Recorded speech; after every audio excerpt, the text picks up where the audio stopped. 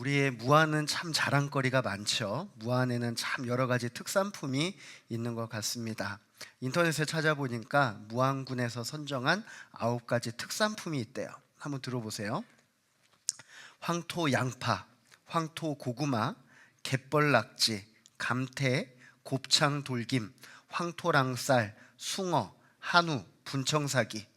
여러분 어떠십니까? 9가지 제가 말씀을 드렸는데 어떤 것은 그렇지, 역시 무안에는 이것이 최고지, 이렇게 얘기하신 분도 계실 것이고, 어떤 분들은 그래? 무안에 정말 이게 특산품이야? 이렇게 의아해하시는 분도 계실 것 같습니다. 며칠 전이었습니다. 서울에서 사역하는 한 목사님이 저에게 연락을 주셨어요. 잘 지내냐고, 그러면서 다짜고짜 이렇게 묻는 겁니다. 목사님, 무안에는 자색고구마가 유명하다면서요? 그러는 거예요. 그래서 제가 그래요? 무안에는 자색고구마가 유명하다고 그래요? 제가 이렇게 반문을 했어요. 그랬더니 조금 있다가 저한테 사진 한 장이 전송이 됐어요. 그래서 그 사진을 보니까 이해가 됐어요. 왜냐하면 서울의 한 카페에 커피 마시러 들어갔는데 거기 카페 메뉴 중에 뭐가 있었냐면 무한 자색 고구마 라떼가 있었대요. 그래서 우리 고구마 라떼는 무한 자색 고구마로 만듭니다, 이렇게 문구가 쓰여져 있다고 그래요. 여러분 얼마나 대단해요? 우리 무안에도 그런 거 본 적이 없는 것 같은데 서울에서 무한 자색 고구마로 고구마 라떼를 만드는 거예요. 그런 생각이 들었어요. 왜 무안에는 없는데 서울에는 그것이 있을까? 그게 뭘까? 여러분, 우리 때로는요, 우리가 가까이 있는 것의 소중함을 놓치고 살아갈 때가 있는 것 같아요. 너무나 우리가 자주 만나기 때문에 그것을 더 익숙하고 또 깊이 있게 보기가 어렵게 되는 것 같습니다. 여러분 주변에 소중한 것이 있다면 그것이 무엇입니까? 여러분 멀리 돌아보지 마십시오. 바로 곁에 있는 줄로 믿습니다. 우리 옆에 계신 성도님께 이렇게 고백하겠습니다. 당신이 제일 소중합니다. 예, 당신이 제일 소중합니다. 우리 교회는 매달 첫째 주일 저녁에 성찬식을 하지요. 이제 우리 교회는 너무나 익숙해졌어요. 그렇죠? 매달 첫 번째 주일 저녁에는 성찬식을 한다. 아마 우리 무학교회 공식이에요.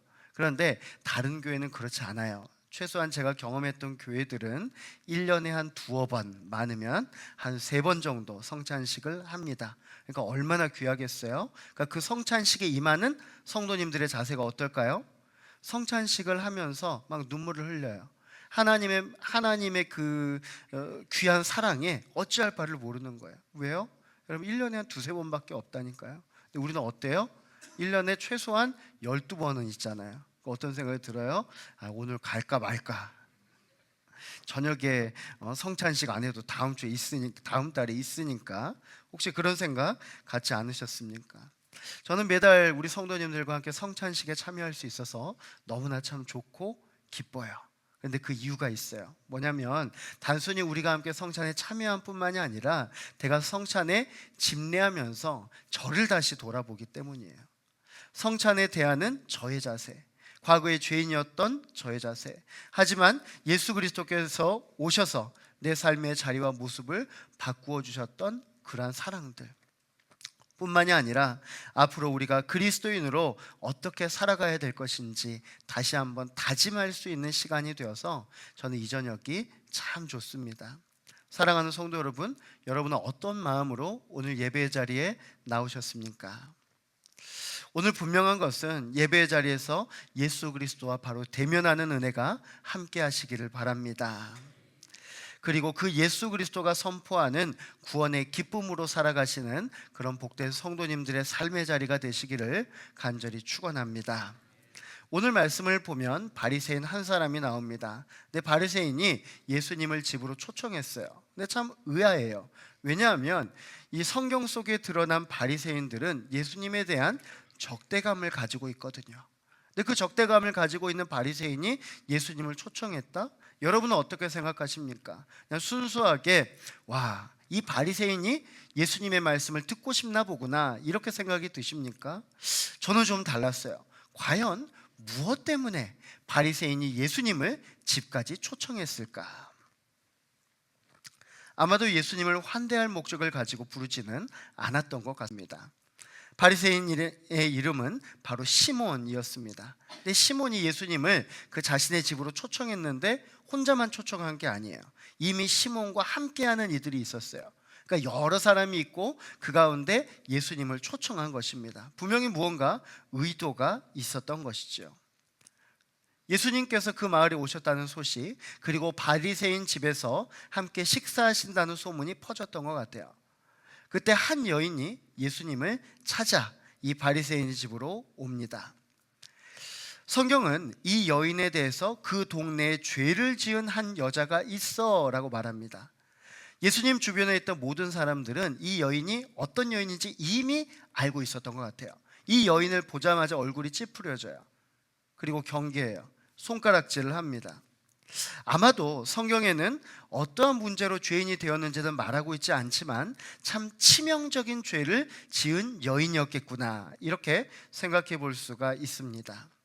여인은 예수님이 바리새인의 집에 계시다는 것을 알고 이제 예수님을 찾아온 것이죠. 여러분, 죄인이라는 것은 무엇입니까? 남 앞에 서기 너무나 부끄러운 존재잖아요. 그런데 많은 사람이 모여 있는데 그 바리새인의 집으로 향한 것입니다. 바리새인 뭐하기에 뛰어나요? 정죄하기에 뛰어납니다. 특별히 이 여인에게 있어서는 이미 모든 죄도 알고 있었기 때문에 이 여자는 그 앞에 서기가 참 어려웠을 거예요. 그럼에도 불구하고 여인이 그 바리새인의 집으로 와야 했던 이유는 바로 그곳에 예수 그리스도가 계셨기 때문입니다. 여인은 예수님을 찾아올 때 그냥 오지 않았습니다. 성경에 보니까 향유 담은 옥합을 가지고 왔다, 이렇게 말씀합니다. 향유 담은 옥합, 우리는 이미 이것이 얼마나 귀한지 알고 있습니다. 다른 본문에서 보면 향유 담은 옥합에 대해서 300데나리온의 가치가 있다라고 말씀을 하지요. 한 데나리온이 1일치 일꾼의 품삯이기 때문에 1년 가까이 일해야 벌 수 있는 돈, 그 돈의 가치를 말하고 있는 것입니다. 오늘 여인이 예수님께서 이 마을에게 오셨다는 소식을 듣고 향유옥합을 가지고 왔다라는 것은 이 향유옥합을 예수님을 위해서 사용하겠다라는 결단이 있었던 것이죠. 사실 따지고 보면 예수님이 여인의 집에 온 것도 아니잖아요. 바리새인 집으로 왔잖아요. 근데 굳이 이 여인이 예수님을 환영할 필요가 있습니까? 예수님께서 향유옥합 가지고 오면 죄를 씻어준다 말씀하여 주셨습니까? 그런 말 전혀 하지 않았어요. 하지만 여인은 자진해서 자신의 가장 귀한 것을 붙들고 예수님께로 나아간 것입니다. 오늘 본문을 보면 여인이 예수님께로 와서 한 행동이 있습니다. 바로 예수님 곁에 오자마자 펑펑 울었습니다. 펑펑 울었어요. 여인은 자신의 행위에 대해서 어떠한 부인도 하지 않았습니다. 사람들이 자신에 대해서 말하는 것, 그것을 감추지 않았습니다. 그저 묵묵히 다 감내하였습니다. 그저 모든 따가운 시선을 맞으며 지금 예수님께 서 있는 것입니다. 근데 성경을 보면 뭐라고 쓰여져 있는지 알아요? 예수의 뒤로 그 발 곁에 서서 울며. 여러분 잘 생각해 보세요. 예수의 뒤로 그 발 곁에 서서 울며. 예수님 곁으로 갔어요. 근데 예수님 앞에 선 것이 아니에요. 어디로 갔다고요? 뒤로 갔어요. 뒤로. 왜요? 예수님을 보기에 너무나 부끄러웠거든요. 자신의 존재가 죄인으로서 예수님 앞에 설 수 없는 걸 알았던 거예요. 근데 예수님께 가까이 가고 싶었어요. 그래서 뒤로 간 거예요. 그래서 뒤로 가서 눈물을 뚝뚝뚝뚝 흘리는 거예요. 아무 말도 하지 않고 그저 눈물만 흘렸어요. 그 눈물이 얼마나 많이 흘렀던지 눈물이 떨어져서 예수님의 발등에 적셔지게 되었습니다. 이 여인이 예수님의 발등에 적셔진 그 눈물을 보았습니다. 그리고 자신의 머리털로 예수님의 발을 닦기 시작하였습니다. 다 닦은 후에는 그 발 위에 입을 맞추었습니다. 그리고 향유를 예수님께 부어드렸습니다. 여러분 한번 생각해 보십시오. 한 번도 본 적이 없던 여인이 갑자기 나에게 와서 눈물을 펑펑펑펑 흘립니다. 그리고 갑자기 내 발을 닦아주고 내 발에 입을 맞추고 자신의 귀한 향유옥합을 깨트려서 부어드립니다. 얼마나 당혹스러울까요? 아마 곁에 있는 모든 사람들은 당황했을 것입니다. 하지만 우리 예수님 당황하지 않았습니다. 우리 39절의 말씀 함께 보겠습니다. 예수를 청한 바리새인이 그것을 보고 마음에 이르되 이 사람이 만일 선지자라면 자기를 만지는 이 여자가 누구며 어떠한 자 곧 죄인인 줄을 알았으리라 하거늘. 아멘. 예수님은 바리새인 시몬의 마음도 알았고 또한 여인의 죄도 알았습니다. 근데 본문을 보니까요, 마치 바리새인은 의인처럼 이야기를 하고 있고 이 여인은 죄인처럼 이야기를 하고 있습니다. 근데 우리 주님께서 보시기에는 그게 아니에요. 똑같은 죄인이에요. 그런데 차이가 있어요. 한 사람은 자신의 죄를 인지하고 있는 사람이고 한 사람은 자신의 죄를 인지하지 못한 사람이에요. 예수님이 보시기에는 똑같은데 그 둘의 차이를 보고 이 바리새인은 이 여인을 계속해서 손가락질하고 있었던 것이죠. 오늘 여인의 모든 행동에는 특별한 의미가 담겨져 있었습니다. 저는 여러분과 함께 오늘 말씀을 나누면서 여러분이 오늘 이제 예배 이후에 나눌 이 성찬에 대한 의미를 깨닫고 그 성찬을 대할 때 여러분의 온 마음이 주님을 향하기를 바랍니다. 오늘 본문을 통해서 우리가 꼭 알아야 될 것 첫 번째입니다. 우리 함께 읽어보겠습니다. 향유를 붓는 것은 예수님을 기념하는 것입니다. 아멘. 예수님께서는 후에 제자들을 불러 모아놓고 성찬식을 하십니다. 이 성찬식의 핵심이 무엇입니까? 바로 예수님의 죽으심을 기억하라 라는 것이죠. 예수님의 죽으심을 기억하라. 여러분, 오늘 본문의 평행구절 다른 본문들을 보시면 예수님 발 앞에 이제 이 여인이 향유옥합을 깨뜨려 드렸을 때 다른 이들은 이 여인을 비난하지만 이 여인을 보면서 예수님께서 하시는 말씀이 있습니다. 그것은 무엇이냐면 이것은 바로 나의 죽음을 준비하기 위함이라, 이렇게 말합니다. 나의 죽음을 준비하기 위함이라. 성찬을 할 때마다 예수님을 깊이 생각하라, 이 의미인 거예요. 본문의 여인이 보여준 행동은 예수님을 향한 최고의 기념과 사랑의 표현이었습니다. 우리가 오늘 성찬에 참여한다라는 것은요, 단순히 의식에 참여한다라는 것이 아니라 예수님의 몸과 예수님의 피에 참여한다라는 것입니다. 사랑하는 성도 여러분, 예수님의 몸에 채찍에 찢기시고 그리고 예수님의 피를 흘리신 그 이유가 무엇입니까? 바로 우리 때문 아닙니까? 우리 때문.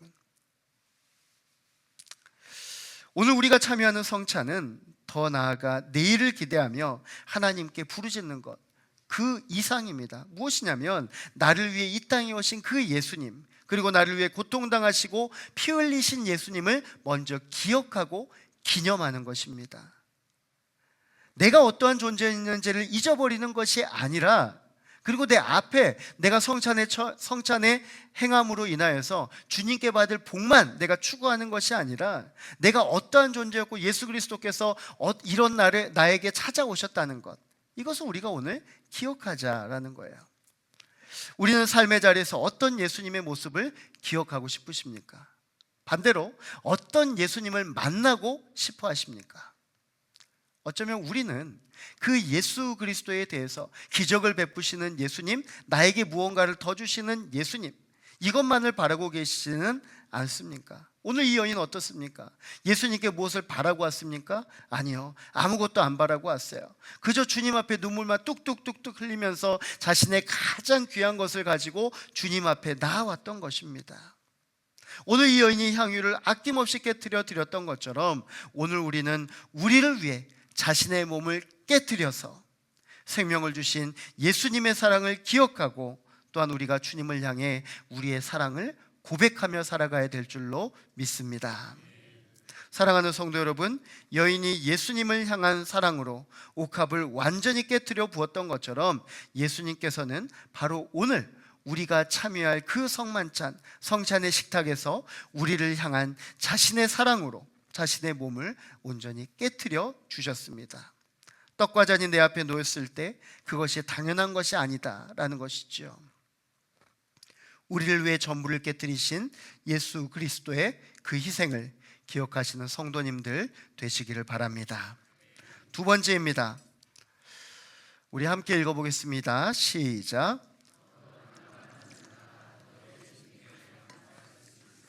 아멘. 더 탕감받는 자가 더 예수님께 감사할 수 있습니다. 두 번째 핵심은 바로 감사입니다. 예수님은 예수님에 대한 반감과 그리고 여인에 대한 정죄함을 가지고 있는 이 바리새인 시몬이라는 자에게 한 이야기를 들려줍니다. 그 이야기는 500데나리온 빚진 자와 50데나리온 빚진 자의 이야기입니다. 한 사람은 500일을 쉬지 않고 꼬박 일해야만 갚을 수 있고, 한 사람은 50일 정도 일하면 갚을 수 있는 것입니다. 똑같은 빚을 지고 있지만 한 사람은 변제가 가능한 액수이고 또 한 사람은 도저히 변제가 불가능한 액수이죠. 그런데 참 사람을 잘 만난 것 같아요. 이 사람이 보니까, 이 빚을 내어준 사람이 보니까 이 500데나리온 빚진 자나 50데나리온 빚진 자나 참 불쌍한 거예요. 그냥 딱 보니까 갚을 능력이 없어 보여요. 그래서 50데나리온 빚진 자도 500데나리온 빚진 자도 다 그 빚을 탕감해 줬어요. 여러분 얼마나 좋을까요? 50데나리온 빚진 자, 500데나리온 빚진 자 다 탕감을 받았어요. 그럼 여러분은 어떤 생각을 가지세요? 여러분이 50데나리온 빚진 자입니다. 혹은 500데나리온 빚진 자입니다. 여러분 이때 누가 더 하나님께 감사할까요? 50데나리온 빚진 자가 감사할까요? 500데나리온 빚진 자가 감사할까요? 500데나리온 빚진 자가 감사하겠죠. 왜요? 나는 도무지 변제할 능력이 없었는데 주님께서 나의 모든 것들을 다 변제해 주셨잖아요. 그럼 50데나리온 빚진 자는요? 나도 450데나리온 더 빚졌어야 되는데 그런 생각 할까요? 어때요, 여러분? 맞아요. 우리는 그 사람의 형편을 알지는 못하지만 분명한 것은 이들이 하나님을 향한 사랑이 얼마나 클까, 그리고 무엇보다도 그 주인, 그 자신의 모든 이 빚을 변제해준 그 주인에 대해서 얼마나 깊은 사랑을 가질까라는 생각을 해봅니다. 예수님은 물었습니다. 갚을 것이 없으므로 둘 다 탕감하여 주었으니 둘 중에 누가 그를 더 사랑하겠느냐? 당연히 500데나리온 빚진 자다라고 이 바리새인 시몬이 답을 합니다. 오늘 예수님께서 이 이야기를 하신 이유는 바로 이 여인이 500데나리온 빚진 자라는 것입니다. 그리고 자신 앞에 있는 바리새인이 50데나리온 빚진 자라는 것이죠. 똑같이 빚진 자입니다. 분명 500데나리온 빚진 자가 더 심한 것은 맞습니다. 그런데 모든 빚이 다 탕감되었을 때, 이전에 내가 500데나리온 빚졌던 자다, 50데나리온 빚졌던 자다, 이게 의미가 있습니까? 아무런 의미 없잖아요. 왜요? 우린 더 이상 빚진 자가 아니기 때문입니다. 더 이상 빚진 자가 아니에요. 우리는 그저 빚을 탕감받은 자로 동등할 뿐입니다.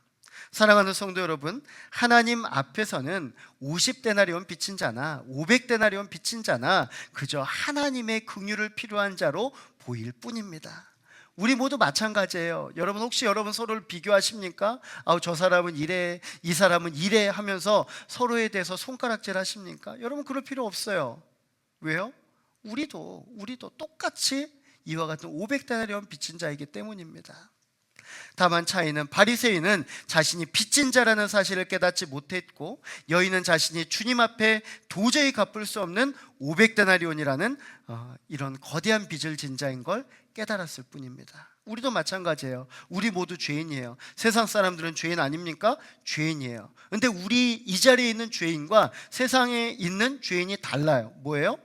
우리는 죄인인 것을 아는 사람들이고, 세상에 있는 사람들은 아직 자신들이 죄인인 것을 알지 못하는 사람이기 때문이죠. 오늘 우리가 함께 참여할 성찬은요, 나는 죄가 없습니다, 죄가 없기 때문에 나는 성찬에 참여할 수 있습니다, 이렇게 고백하는 것이 아닙니다. 나는 도저히 갚을 수 없는 죄의 빚을 진 자입니다. 그저 주님 앞에 죄인 된 자로서 나올 때 우리는 그 예수님의 성찬에 깊이 참여할 수 있는 줄로 믿습니다. 오늘 바리새인은 예수님의 둘 중에 누가 그를 더 사랑하겠느냐라는 질문에 이렇게 답합니다. 내 생각에는 많이 탕감함을 받은 자니이다. 예수님이 말씀하십니다. 내 판단이 옳다. 여러분 맞아요. 판단이 옳다. 그런데 여러분 우리는요 판단에서 그쳐서는 안 됩니다. 오늘 바리새인은요 판단에서 끝났어요. 근데 우리는 판단을 했으면 뭘 해야 되죠? 주님 앞에 나와야 되잖아요. 주님 앞에 우리도 여인처럼 앞에 무릎 꿇고 눈물을 흘려야죠. 주님 앞에 참여하고 회개해야죠. 그때 우리 주님께서 우리를 맞아주시지 않겠습니까? 이제 우리는 더 이상 얼마를 빚졌느냐, 그러니까 우리가 얼마나 죄인이었느냐를 생각할 필요가 없습니다. 단 이제 나의 죄의 빚을 탕감해 주신 예수 그리스도를 얼마나 사랑해야 하느냐에 초점을 맞춰야 될 줄로 믿습니다. 내가 더 이상 죄인이냐 아니냐가 문제가 아니에요. 하나님께서 나의 죄인됨을 자유인이 되게 하셨으니 하나님, 내가 그 큰 사랑을 어떻게 큰 사랑으로 보답하겠습니까? 이런 자세로 나아가야 되는 것이죠. 사랑하는 성도 여러분, 오늘 우리가 성찬식에 참여할 때 우리는 여전히 죄인이었음을 하나님 앞에 고백할 것입니다. 하지만 이제 우리 주님께서는 죄인된 자를 하나님의 백성, 하나님의 자녀로 삼아 주신 줄로 믿습니다. 그러니 이제 우리가 해야 될 일은 하나님을 더욱 사랑하는 것. 하나님을 더욱 사랑하는 것. 여러분은 죄인이었습니까? 이제 기억하지 않으셔도 돼요. 주님께서 오셔서 우리의 죄를 온전케 해 주셨잖아요. 바울은 자신을 죄인 중에 괴수라고 하였습니다.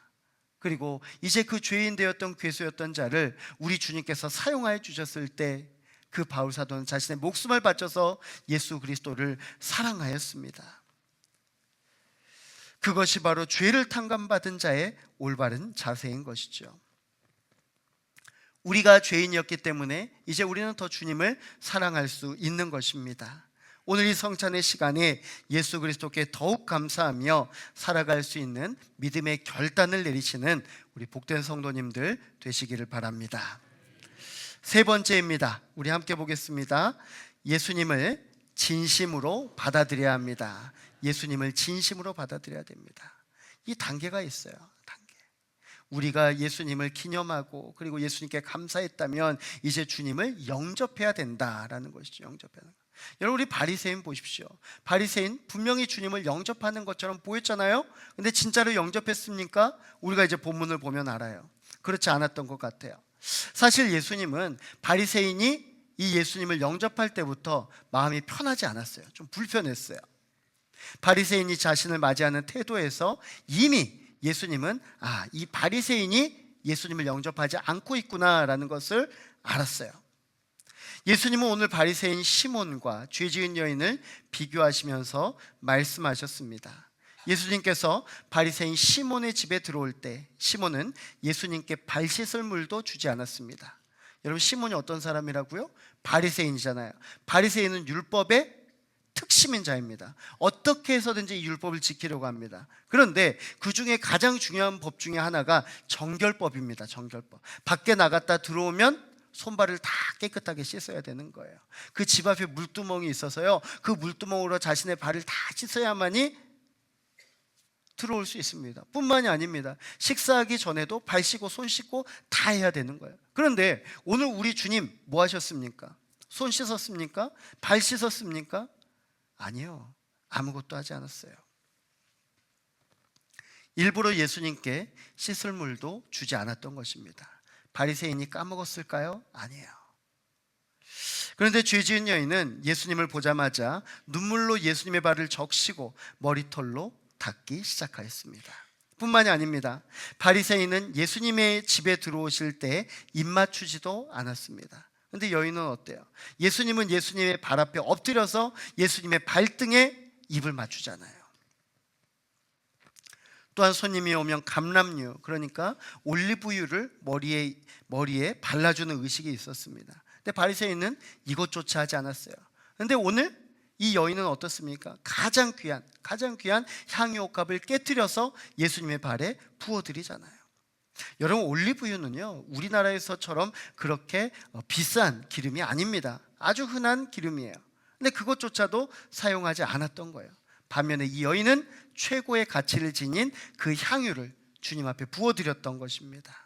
사랑하는 성도 여러분, 여러분이 이제 평가해 주십시오. 바리새인은 과연 예수님을 식사 초대한 것이 맞습니까? 분명히 예수 그리스도가 그 앞에 있지만 예수 그리스도를 영접한 것이 맞습니까? 아니죠. 여러분, 예수님께서는요, 성경 곳곳에서 나타나시는데 예수님을 영접하지 않잖아요. 예수님은 능력 행하지 않으십니다. 영접한다라는 것은 무엇인지 아세요? 예수 그리스도를 주인으로 모시는 삶을 의미를 합니다. 주님을 곁에 두는 삶이 아니라요, 주님을 내 중심으로 모시는 삶입니다. 사랑하는 성도 여러분, 여러분은 주님을 어떻게 모시고 계십니까? 그냥 옆에 두시고 계십니까? 아니면 주인으로 모시고 있습니까? 어떤 이는요, 주인으로 모시기 있기 때문에 능력이 나타납니다. 예수님의 역사가 나타납니다. 하지만 어떤 이들은 예수님을 그 곁에 두고만 계시기 때문에 아무런 역사도 나타나지 않는 것이죠. 예수 그리스도를 우리가 진심으로 모신다는 것은 예수 그리스도를 내 삶의 주인으로 모신다라는 것입니다. 우리가 예수님을 주인으로 모실 때 주님은 내 삶에서 일하신다라는 것이죠. 오늘 예수님 말씀하십니다. 47절의 말씀 함께 보겠습니다. 이러므로 내가 내게 말하노니 그의 많은 죄가 사하여졌도다. 이는 그의 사랑함이 많음이라. 사함을 받은 일이 적은 자는 적게 사랑하느니라. 아멘. 바리새인 시몬은 예수님을 식사에 초대했습니다. 하지만 기본적인 환대도 하지 않았습니다. 반면에 죄 지은 여인은 온몸으로 예수님을 환대하였습니다. 결국 예수님을 모신 것은 바리새인이었지만 사죄를 받은 것은 누구입니까? 여인이었어요.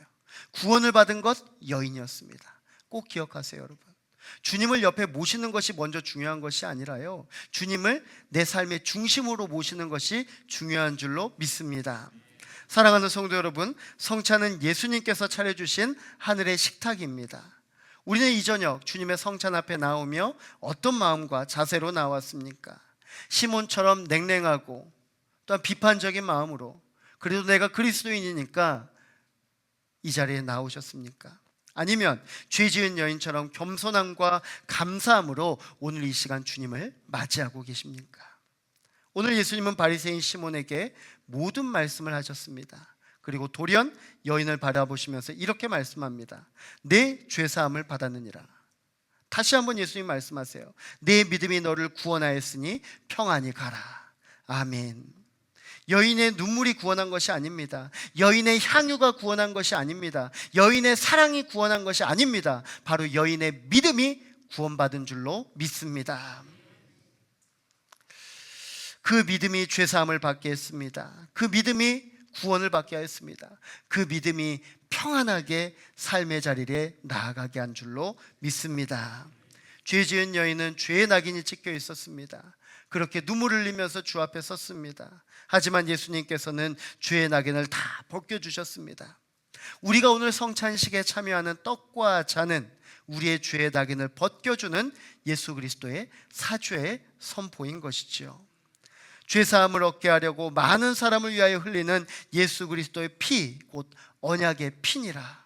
사랑하는 성도 여러분, 오늘 주님께서 여러분에게 찾아오기를 원하십니다. 그리고 여러분과 깊은 교제 나누시기를 원하십니다. 중요한 것은 내가 오늘 주님을 영접하느냐 영접하지 않느냐라는 것이죠.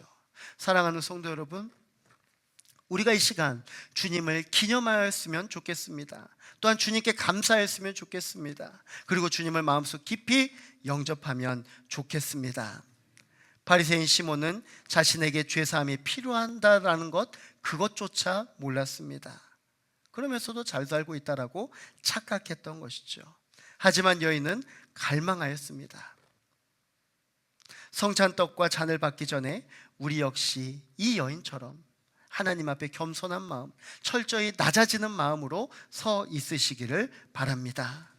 우리 역시 죄 지은 여인과 같은 존재였습니다. 하지만 죄를 탕감하여 주심과 함께 이제 우리는 더 이상 죄 가운데 있는 것이 아니라 주님을 이제 기념하면 되는 것입니다. 그리고 주님께 감사하면 되는 것입니다. 그리고 주님을 내 삶의 중심으로 모셔서 살아가면 되는 것입니다. 사랑하는 성도 여러분, 오늘 주님께서 이렇게 여러분과 함께 교제 나누신 후에 이렇게 말씀하십니다. 평안히 가라, 평안히 가라. 이제 주님과 함께하는 인생의 여정 속에서 주님께서 주시는 평강이 여러분의 가정과 생활 현장 가운데 올 7월 한 달 동안도 함께 하시기를 간절히 축원합니다.